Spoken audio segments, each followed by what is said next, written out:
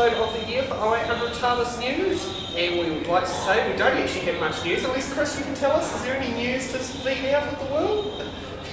You're the journalist here. Well, it's been a good Armageddon. That's pretty good news.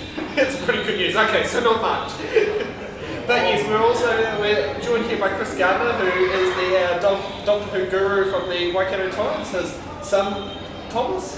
Yeah, right next door. We got, was it John Preddle? Yes, who's a very big time Doctor Who fan, and we got Paul Scoones, who, what title would you like to be known as? Because we could say owner of Retrospace, but you probably Co-owner of Retrospace. Co-owner.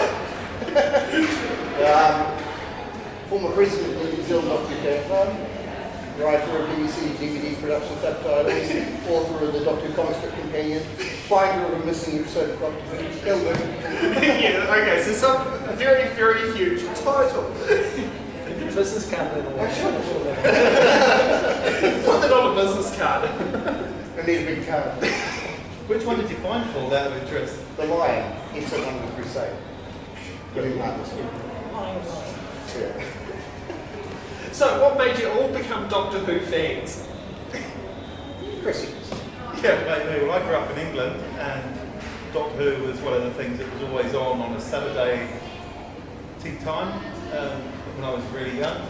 And yeah, it was just something that the family watched, and it was safe for everybody to watch and have fun with. So I grew up basically watching Tom Baker onwards. I confess that I bailed when Sylvester McCoy came along. Looking back, not because of him, but because of the scripts. And, well, because of the lack of love that the BBC was investing in it, I got to that stage where I started taking things ever so seriously. Now, these days, I've rediscovered Sylvester and quite enjoy some of his stories. He's just an awesome actor and great fun in real life. But my time of life then, in the late 80s, I've grown out of Doctor Who, grown back into it. Did New Zealand bring this love affair back to Doctor Who? Well, you know, when Doctor Who came back to TV in 2005, I can't remember what it showed here. It was a little bit later than the BBC showed it, wasn't it? A fair bit later. About half a year later. Yeah, 6 months. And I saw it, I just hadn't been reading any media that told me that it was coming back or anything. So one day I was just watching Prime and this ad popped up and I thought, whoa, know nothing about this. That's interesting. And you know, a few weeks later I was watching it. I sat down with my wife and I said, "You've got to watch this because it's a lot of fun. It's the same as it used to be. It'd be a lot of fun." And you know, I told her what it's about, and she's like, "What? Guy in a phone box? What? You know, it's Superman, isn't it?" And you know, all that sort of stuff. But just like it was in the old days, the new show is quite family friendly. Maybe not as family friendly as the original was because of you know, that had different production values. But I think the main audience for the new show is a little older than maybe my son here, who's 9. He's seen some of them with me, and it's really great fun. We like watching the Christmas specials, don't we? What's your favourite Christmas special, Thomas? I like one of them. You like all of them? You haven't seen them all, but you like all the ones that you've watched. Christmas Carol you particularly loved, didn't you? Yeah. With Matt Smith and the Flying Sharks and all of that. Who's your favourite Doctor, Thomas?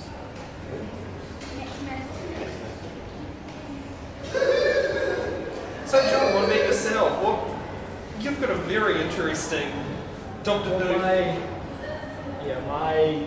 Doctor Who fandom is such a word, goes back to 1994 when I was yay high and I actually watched William Hartnell regenerating into Patrick Troughton. That's how far I'm running. But that was 4 years after British. We were 4 years. So that was in 68 or 69. So I grew up, growing up, my doctor was Patrick Troughton. So I quite clear on memories of now this Troughton story. But then I watched Doctor Who when it was on. When it aired on TV in New Zealand, it wasn't in long chunks like it was. They really one story every now and then. So my recollection of the Pertwee were Preddle stories was just based on the sporadic screenings that screened here. But it wasn't until I started reading the Target novelizations in 1979, I started collecting the books, and Doctor Who then came back on television with Tom Baker stories, and that's when I started becoming a proper fan in terms of knowing about the series and its background. That's when we started collecting. But yeah, it's great to be able to say that.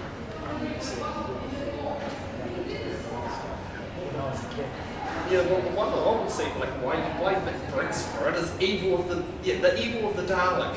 I don't know why. I think he's the one who's kind of pushed it, but you know. I have clear memories of two scenes from that story. That's Jamie fighting this big guy who gets thrown out the window, and another scene where Dalek blows up. There's all this spaghetti stuff oozing out of the dome. So, you know, Oh, and yourself, Paul, I mean, you've been in it well. Well, I'm 4 years younger than John, so I don't quite have the older memories that he does. So my first doctor was John Pertwee.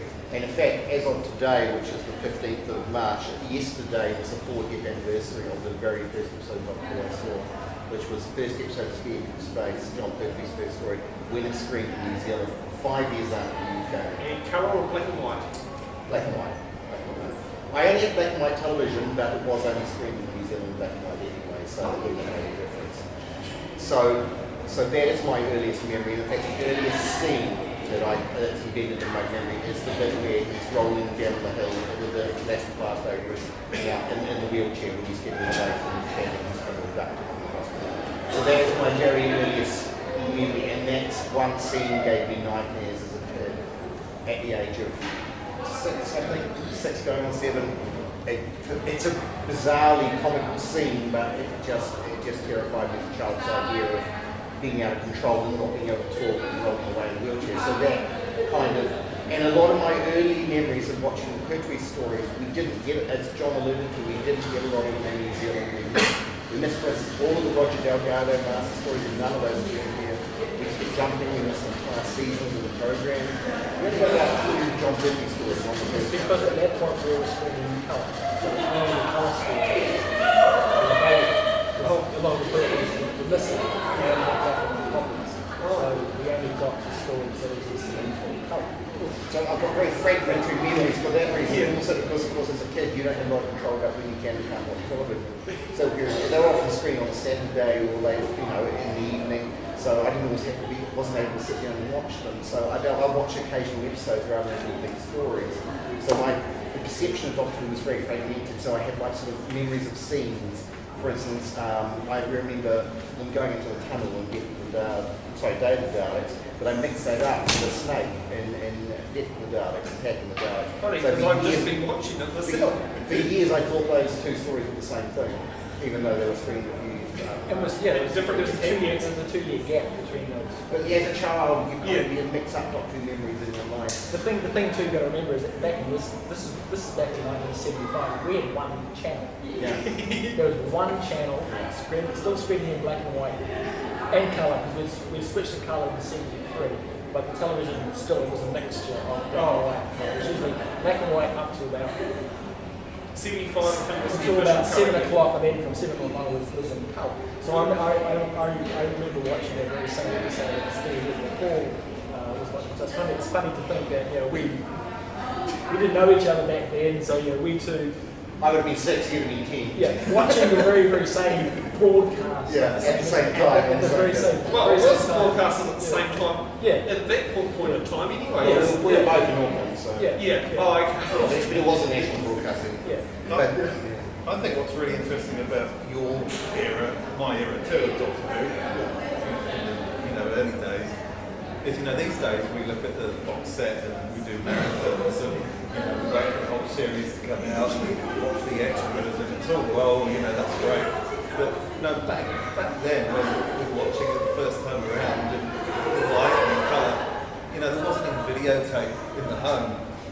And so the only way to catch a story was to watch it on the night it was broadcast. And then we were talking about organisation.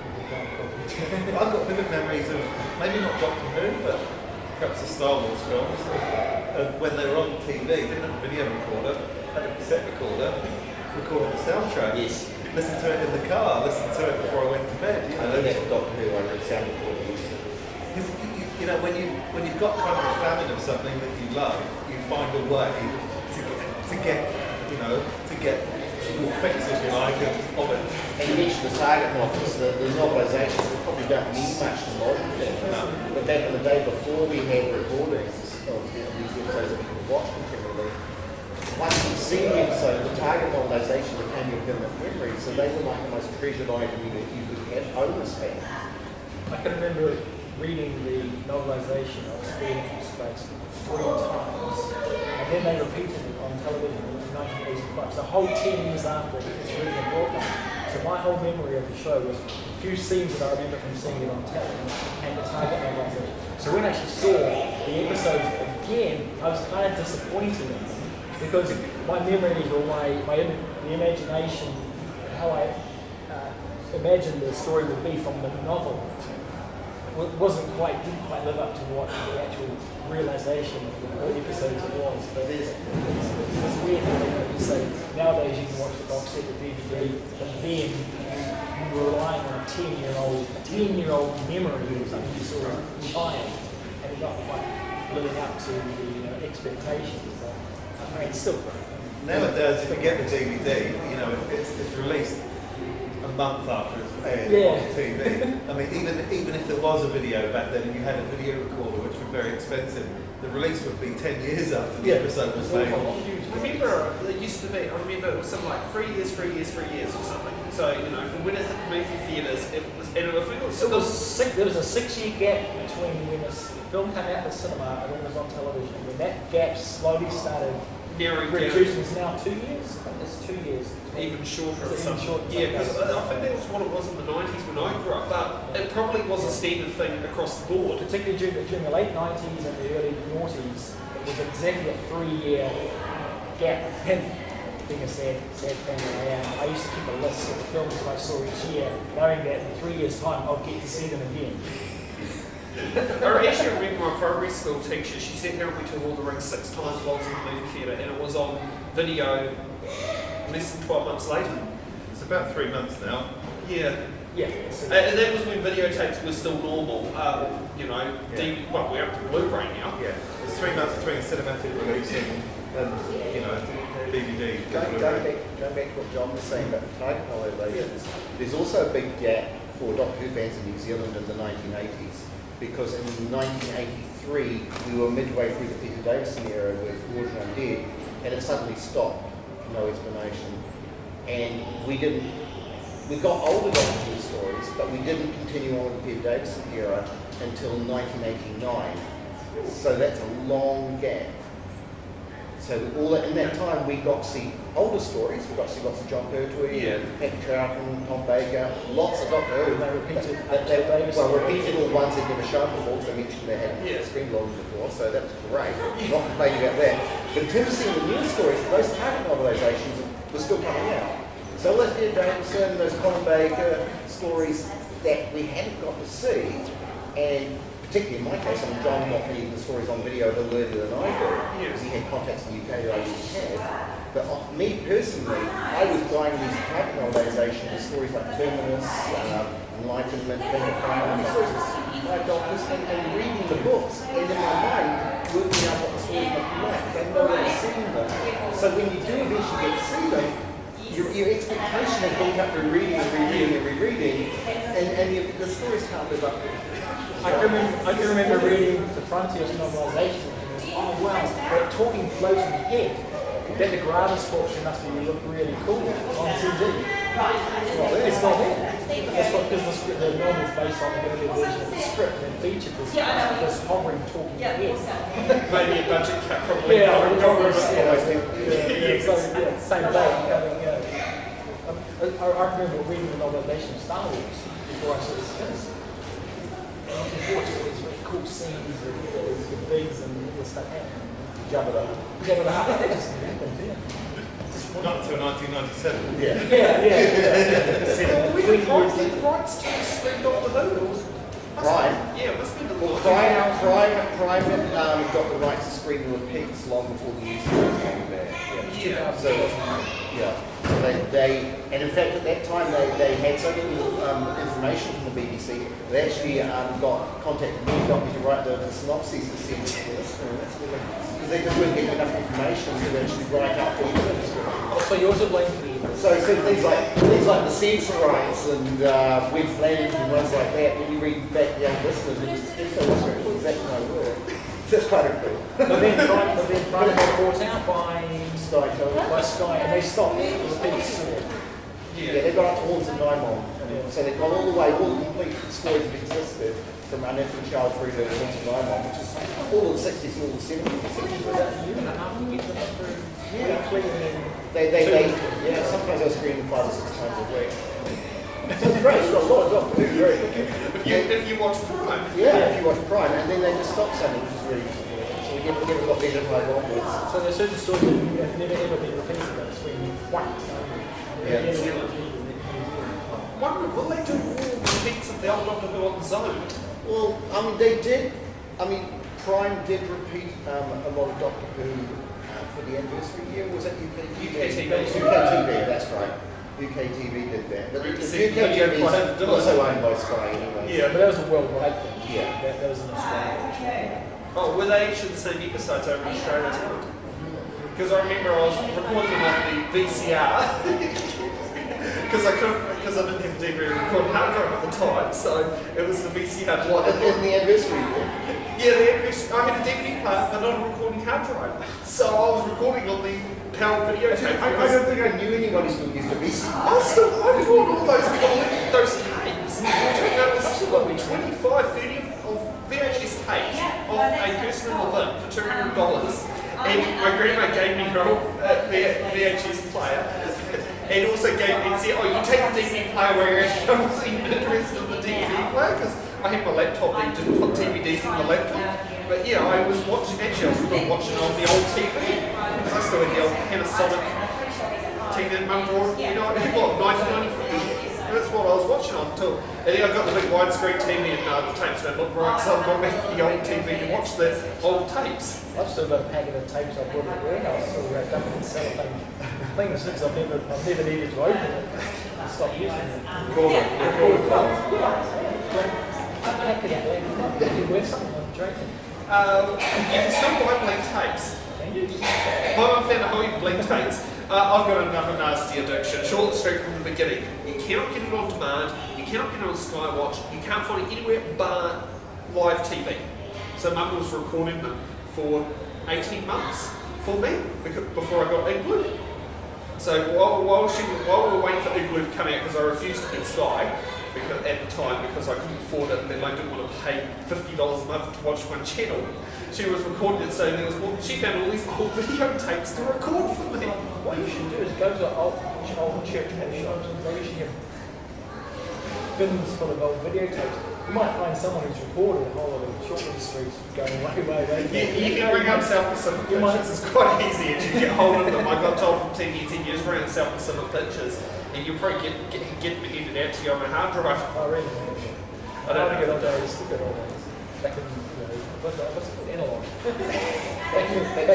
back in the old Even the Doctor Who Digital is a hell of a lot better than the other long days. I've still got, I record, the very first episode I ever recorded on videotape was the Gardner episode 4 in 1982. I've still got that on videotape.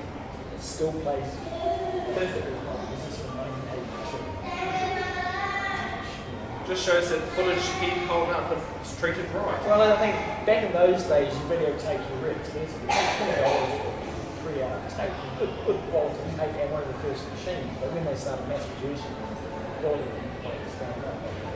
In terms of the age of this film, this tape. I find it very hard to go back and watch the VHS. Because DVD has spoiled us. Even with the old Doctor Who stories, which they're not necessarily the best quality to start with, they just look so crisp on DVD that it's just you can't even speak them. They actually look better in the being upscaled in the definition. Yeah. Because I watched some old TV, I watched a show that I think was this movie that was made in 2003 and they've upscaled it to 1080 and it looked absolutely horrible. We've watched it on big screen TV, but I've seen some upscaling to modern transmission and it looked absolutely horrible compared to some which look really good with the upscaling. I'm of the generation where we used to get videotape copies of old TV shows. You're talking the 10th generation VHS copy games. So by the time you've got them, you've got this picture that rolls and sound, and it's like watching something for a snowstorm. We just lap this stuff up because it's the only way at the time, we thought we'd never get to see these old black and white episodes. Or even some of the old colour episodes we got, but they were in black and white. Because by the time they'd been copied down 10 times, the colour and the colour signal had vanished. So, but we watched this stuff. Chris, have you ever shown Thomas any VHS? Or is he's a totally DVD generation? Yeah, he's DVD generation. Yeah. So he's never got to appreciate just what we were experiencing. Give a history lesson. Yeah. You've not seen a video before, have you? It is the 10th generation of free recording. What about the music cassette? Tapes. Cassette tapes. The record. I remember one of those players. They're black, the big round thing. I've got a USB record deck, Oh, yeah. so Thomas has seen vinyl being Okay. Yep. And yeah, you did use audio cassettes, didn't we, when you were first around? But not the visual. It's been DVD since. MP3 players. So the question will be when he's our age, like in 20 years time, what will be he'll be laughing at Blu-ray. He'll be saying, "Oh, I haven't got with that." I think we're already seeing the death of DVD. I mean, even looking at again today, just the incredibly cheap prices of DVDs. One of them was $2. I mean, I didn't recognise any titles, but $2. But that's just ridiculous. I mean, surely it costs more than that. Some of those were experimental looking at them, $2 ones, but as you say, everything's gone download now, isn't it? The younger generation. That's going to be the future. They need to get download and streaming to a point where the quality still is good. And as we speak, obviously Netflix is rolling out New Zealand, a number of competing services are rolling out. Just the way in the future, there won't be any physical product anymore. Yeah. Which is sad in a way, because I like that. I like it. Here's the I like having holding the thing, putting it on the shelf. Even as a retailer, because in our Retrospace shop, we stock the Doctor Who DVD range, and we've made a point of keeping the whole series in stock. We can't do that anymore, because every time we order, we get a note back from the supplier saying this tile's been deleted, this tile's been deleted, this tile's been deleted. They're just, as they sell out, they're just discontinuing them. So things like Five Doctors and Genesis of the Dark, you just can't buy them anymore. So it's just, the DVD range is dying. So if you've got gaps in your collection, move now. Oh yeah, move quickly. Move quickly. And won't we on our time? 4:50. So, should we go for another 5 minutes? Yeah, that's great. We're having a date if we sort Thomas out for you.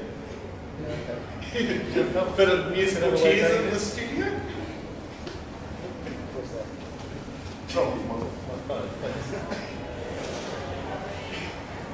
So what can you tell us about your Doctor Who era? Well, I can say I've seen it from the very beginning. No. Yeah, very first episode, screened in New Zealand. Unfortunately, it was late because it came out in 1963 and we didn't get a TV set until 1964. So we'd been up to date on the listing. So you're from Auckland? Yeah. So you would have seen it November, October? Yeah, about October. It was Christchurch the first city to Yeah, get easy was Auckland. Auckland, yeah. Because TV too, yeah. television was regional in those days. Yes. Each area had their own television stations. So if So you're Auckland was reading something different than Wellington. if you were in Yeah, Christchurch, you would have got Doctor Who first before the rest of Yes. the country, because they got 18th September 1964. Yeah, it was Auckland. Auckland got it in October, Wellington in Got it November. the following Melbourne. week. And then Yeah. My dad would have been in the November range because my dad sat there and we watched it on UK TV and he walks into the film and he goes, I didn't realise it was classic Doctor Who you're watching. And he said he remembers watching The Unearthly Child, the first episode. He remembers In watching it. 1964. Yeah. And he would have only been 3 at the time. Yeah. I was a bit older. So I got to appreciate it. I bailed on Doctor Who when Tom Baker came along because of that NAF robot in the first episode. It's so bad. So did you watch it pretty consistently? I watched it consistently. So you would have seen all those stories. You've seen a lot of stories that just don't exist. Wow, oh, I'm kind of right. Yeah, we're not something to Like the Marco Polo one. I've seen colour stills of that. I would have loved to have seen it in colour. Right, well, we're all going to shut up and listen to you talk about stories. What happened in the third episode of the massacre? Is it true that there's a scene where what colour was the abbot and why was And what about the data master plan? That's It what was I really was screened. Oh, he was screened. Quite a few stories he was hearing. because they got Ryan Reynolds. Yeah.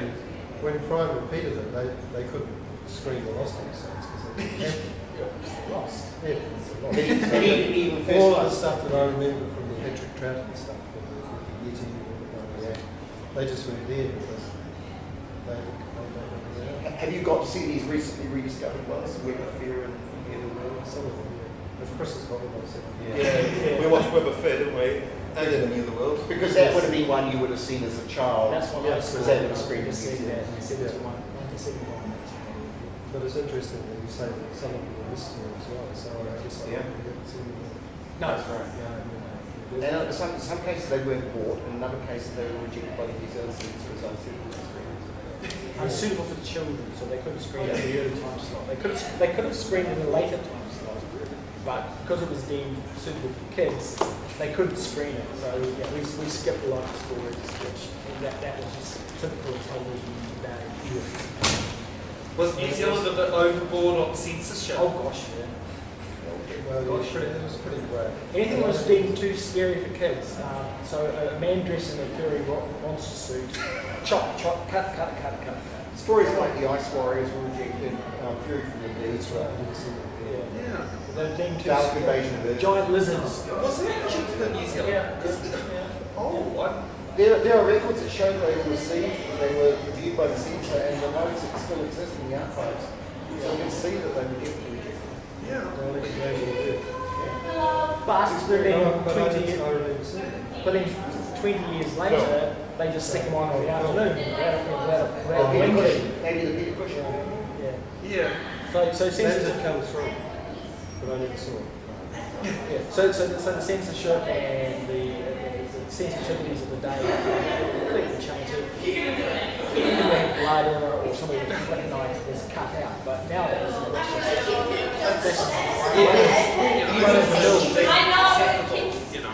Doing things. You mentioned the Prime repeats in about 2000, 2001. Well, they were screening those stories in the middle of the afternoon, uncut.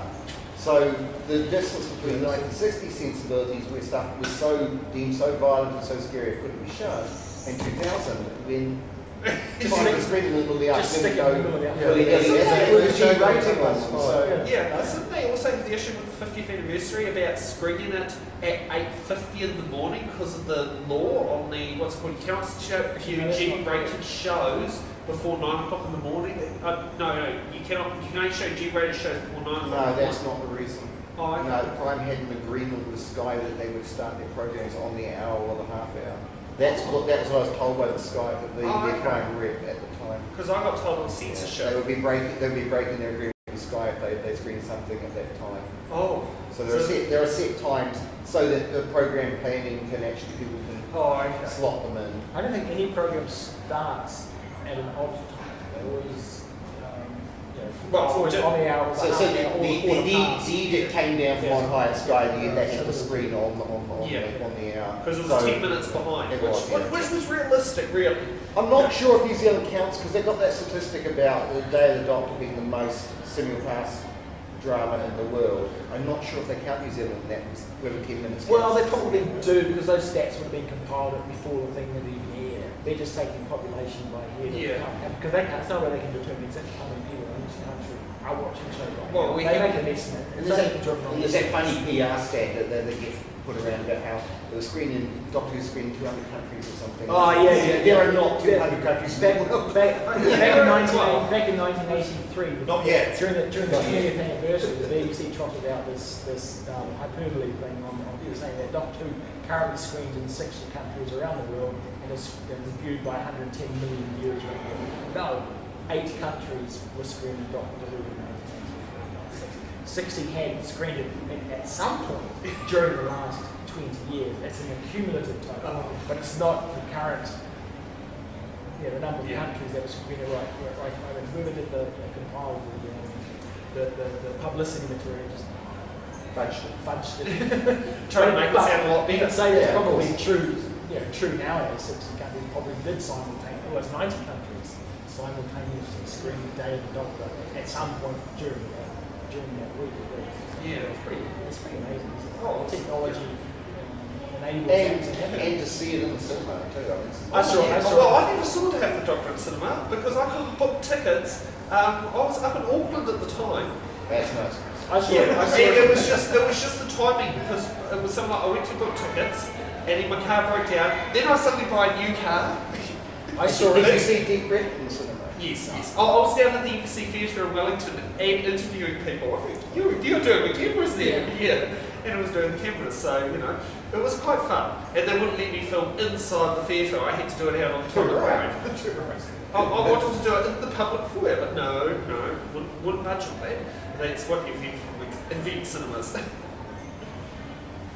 Maybe that'll be the future of Doctor Who. Just everybody around the world will be watching and will have the ability to see the episode simultaneously pushing a button.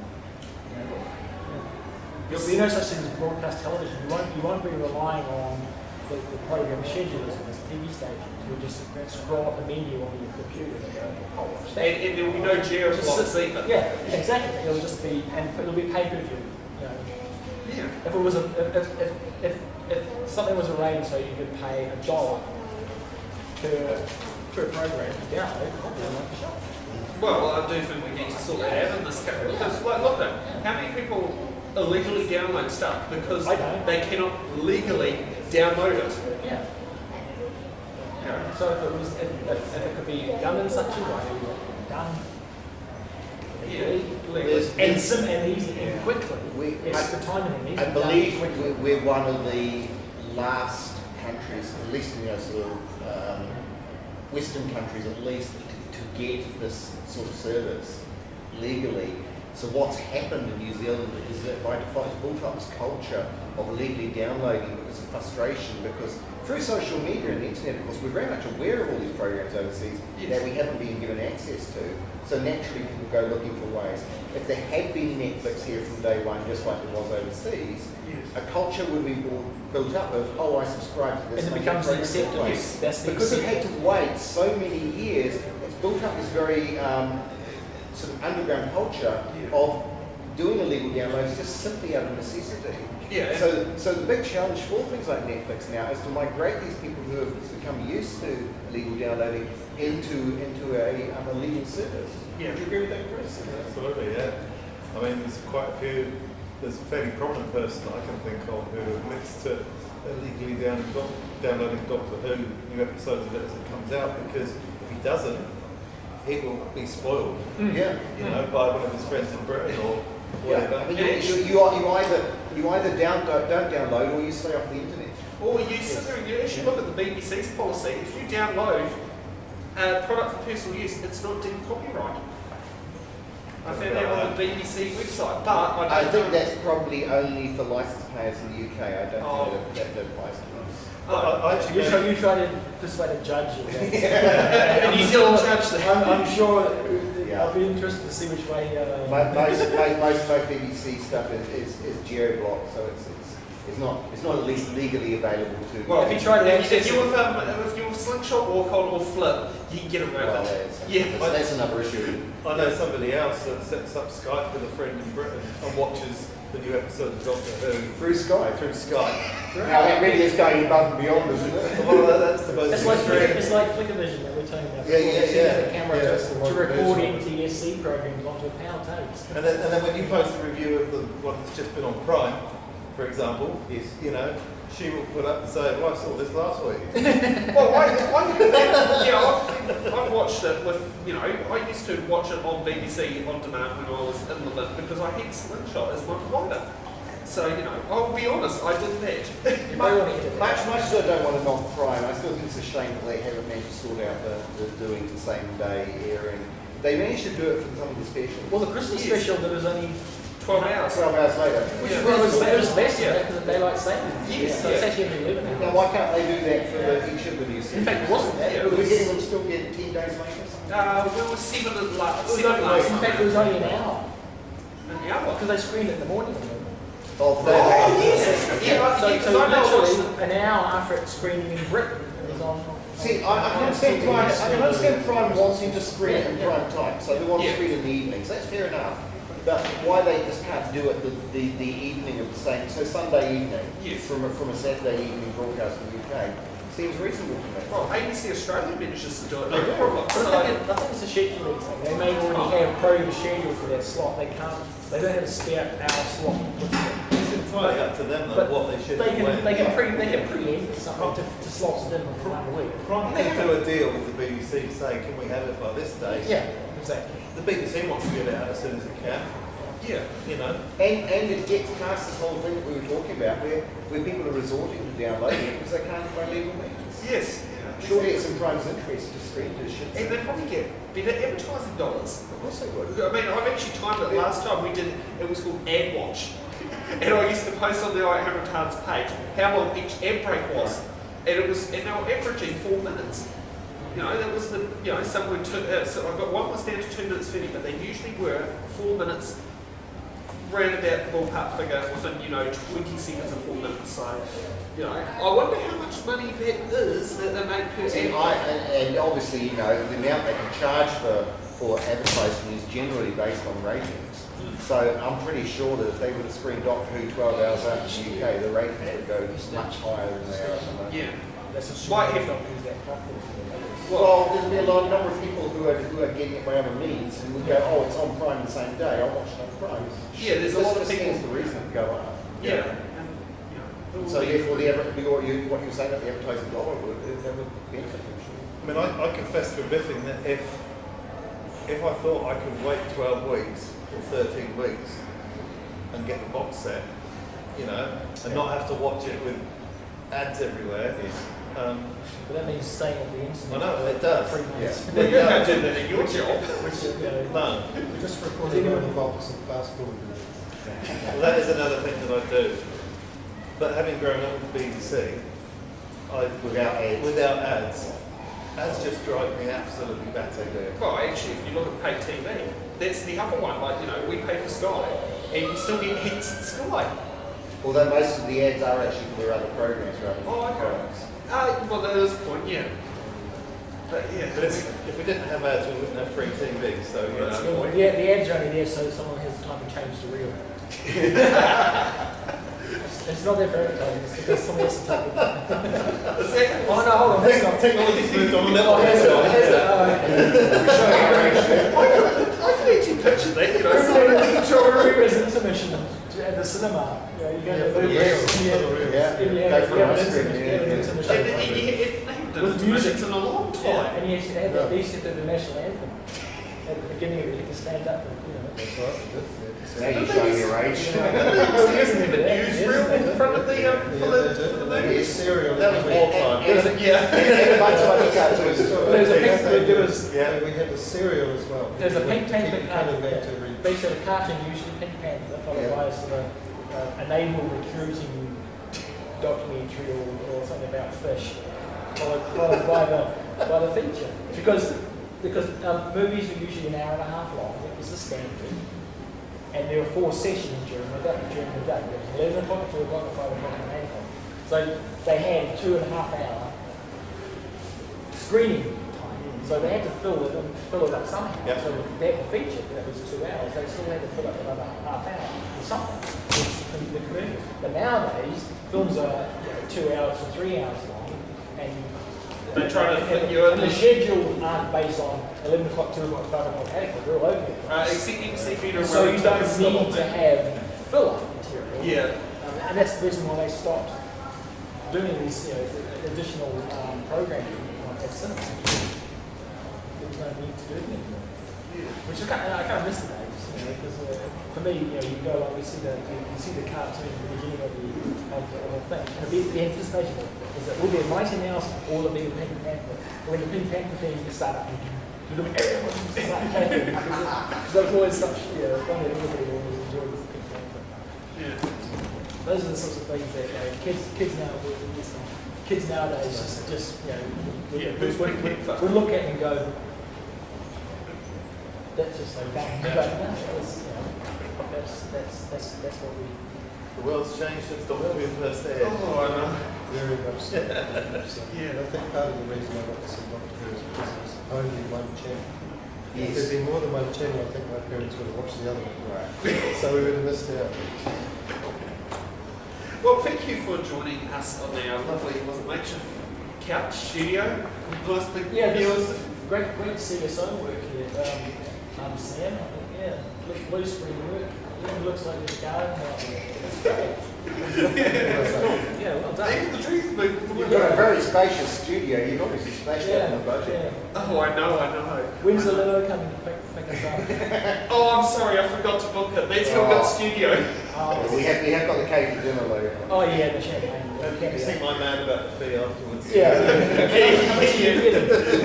so who do I run out the rubber cheeks to? How much are you getting? I'm on scale, so. And if you want to see any more of these episodes, you can follow on the playlist on YouTube, and you can also check it out on the website, 0800tardis.co.nz. And would like to thank the whole great team for joining us here in good old Hamilton. And, hopefully we'll see our next show in our brand new Flash studio. We'll back to it, and wonder if we'll have any more live guests in Wellington. Who's going to Wellington? Armageddon. Yes, I'll be there. Oh, well, I'm going to have to show you the room. What day do you normally get down? Oh, we have a set-up day beforehand, so whatever day Armageddon opens, we'll be down the day before. Day before, okay. Well, that'll be fun. So thank you for watching, and you can either see us online on the show in person and enjoy our multi-platform.